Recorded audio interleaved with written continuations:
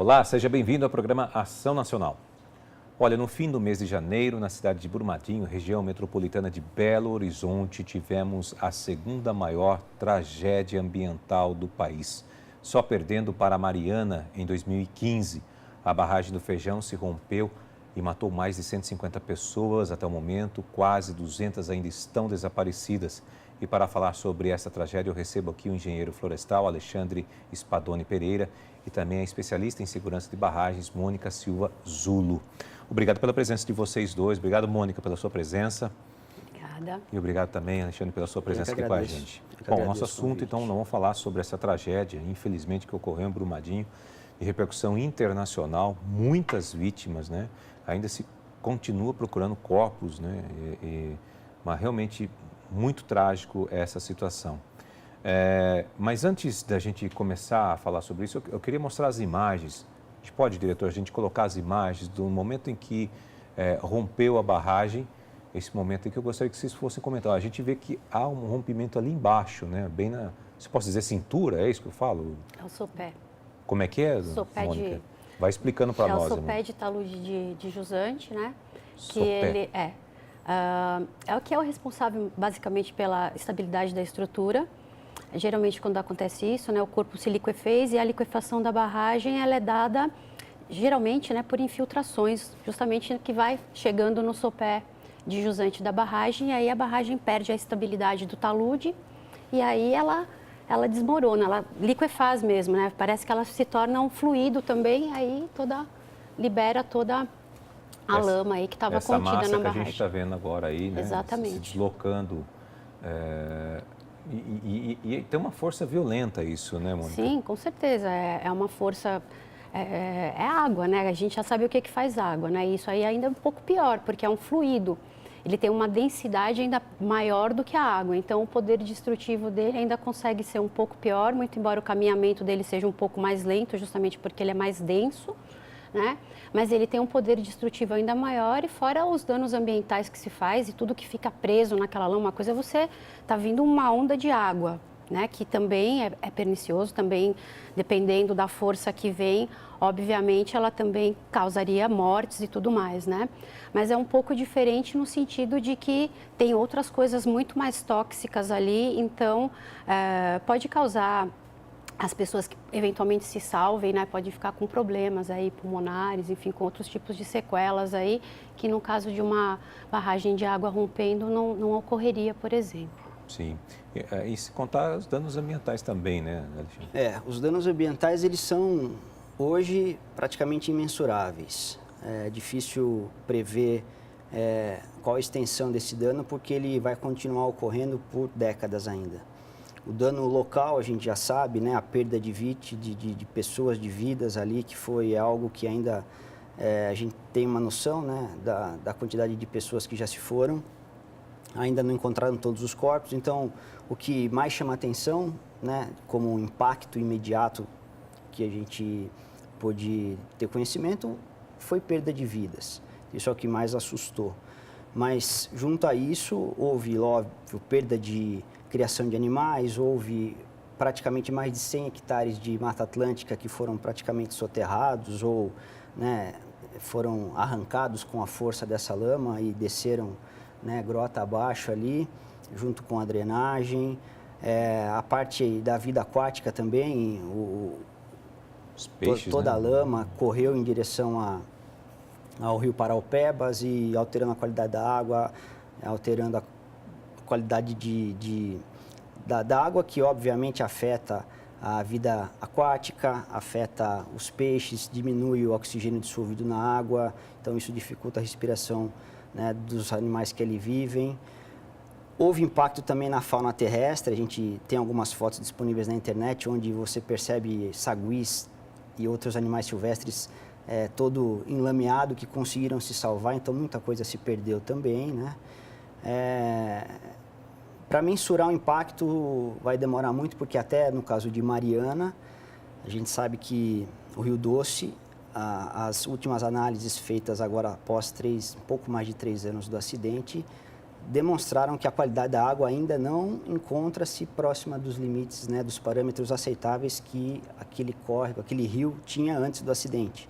Então é um impacto realmente que ele vai se estender por muito tempo e a mensuração disso a gente vai ter ao longo do tempo aí, por meio de monitoramentos. Tá. Gente, que vocês façam, qual a diferença entre Mariana e Brumadinho?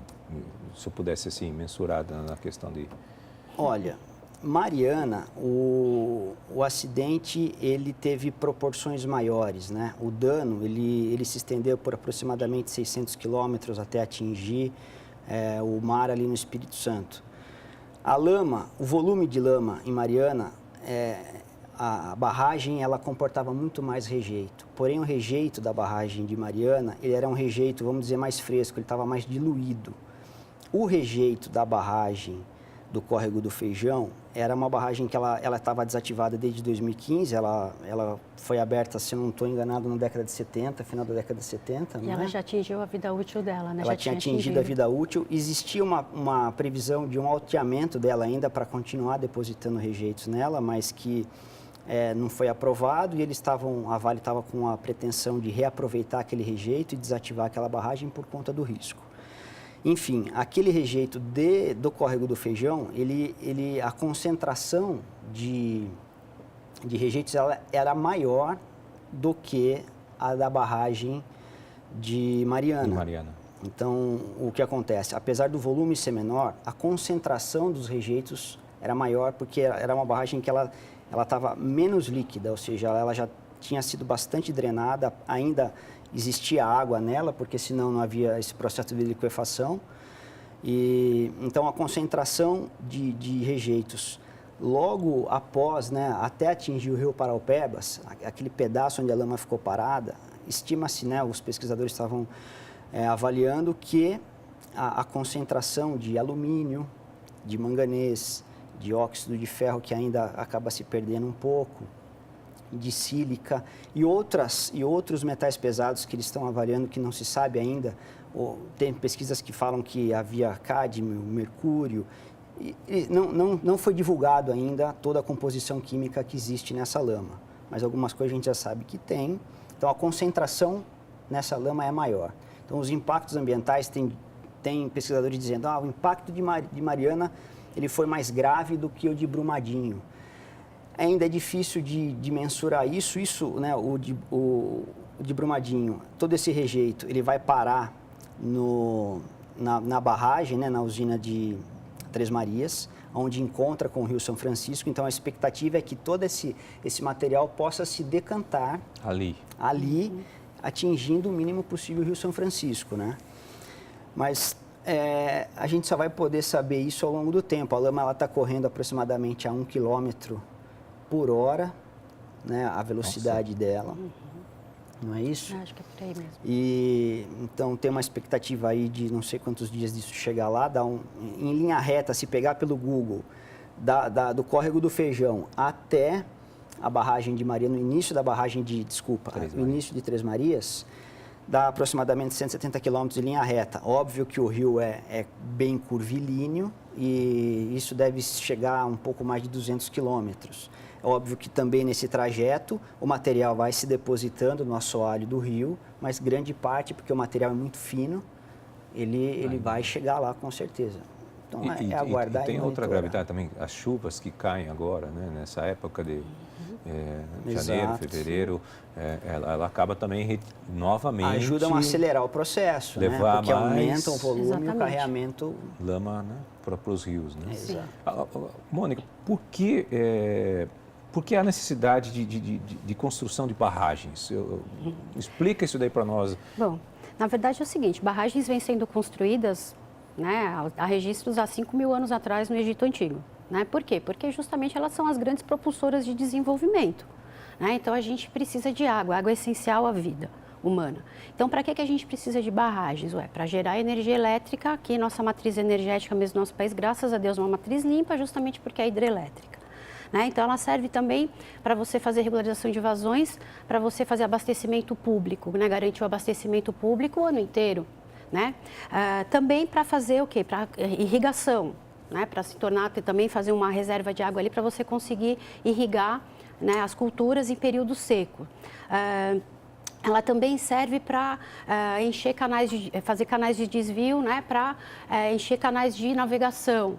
Então, ou seja, né, isso também para controle de enchentes, né? Você tem na barragem, geralmente você tem lá o volume morto, volume útil, volume de espera. O que seria esse volume de espera? Justamente para laminar uma onda de cheia que está vindo rio abaixo ali, então ela chega na barragem e consegue amortecer aquela enchente justamente para não deixar alagar, né, a população que está ali, a jusante da barragem. Então, ou seja, não tem como a gente dispor das barragens, né? Então, se vem há 5.000 anos, né, que o homem já vem fazendo isso, significa o quê? Que é importante, é uma tecnologia consagrada, né? E ela é também consagradamente importante para a economia das nações. Isso sempre foi assim. Por quê? Porque a humanidade vai ser eternamente dependente do recurso hídrico para sua existência. Nessas imagens que a gente acabou de ver aqui, que a gente mostrou, do rompimento, né? A gente vê, como é que chama lá que a senhora falou? Que a parte sopé de jusante. Sopé, né? Sopé. A gente pode até mostrar de novo, se quiser. Pode pôr para nós. Olha lá, o momento que rompe ali embaixo, olha lá, bem na parte embaixo. Começa ali. Por baixo, exatamente. Então, onde está a falha aí? Não tem dreno? Então, precisa ter dreno? Aí eu não sei porque eu não conheço o projeto da barragem, tá? Mas geralmente é um problema de dreno, tá? Ou ainda, porque assim, conforme você vai alteando a barragem, você vai mudando, né, a linha d'água dela, né? Tem um nome específico, que agora me fugiu, tá? Você vai mudando essa linha. Então, o que acontece? Geralmente, essa linha d'água, né, você vai refletir no corpo da barragem, ela tem sempre que ficar aquém do sopé de jusante, justamente para manter a estabilidade. Porque você imagina, tá toda aquela pressão ali vindo... A pressão é mais embaixo. Embaixo, porque vai decantando, vai ficando mais denso e tal. Mas não é nem essa a questão. A questão é a barragem, ela não pode escorregar. Né? Então, para isso que serve o talude de jusante. Então, o que acontece? Você não pode deixar, né, com que essa carga hídrica aí, ela tem que ter os drenos aqui para drenar lá por dentro, para não deixar chegar justamente no sopé de jusante. Como eu disse, há um indicador ali, pela própria condição de liquefação da barragem, é que realmente teve algum problema ou de dreno, ou que não se respeitou, né, essa linha da água aí para não poder invadir lá o domínio da estrutura da barragem, vamos dizer assim, do sopé de jusante da barragem.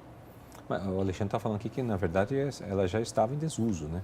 Ela estava em desuso. Então, mas a barragem, olha, isso é uma coisa importante da gente lembrar, tá? A barragem, ela começa no projeto. Então, você tem o projeto dela, depois você tem a fase de construção dela, depois você tem a fase de operação dela e depois, quando ela está descomissionada, que ela não vai mais ser utilizada.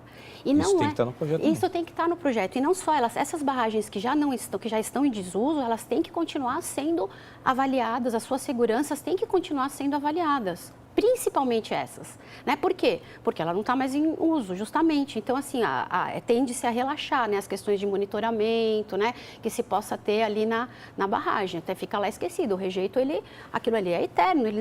Esse sistema é para deixar aquilo do jeito que está eternamente, né? Enquanto aquilo não for reabsorvido aí pela natureza, vamos dizer assim. Não acontecer uma catástrofe dessa. Não acontecer uma catástrofe, né? dessa, exato. Gente, a gente vai para um rápido intervalo, nós vamos falar um pouquinho no próximo bloco sobre, olha, mais de 3.000 barragens brasileiras estão em situação de alto risco e a gente vai falar sobre isso no próximo bloco. A gente volta já.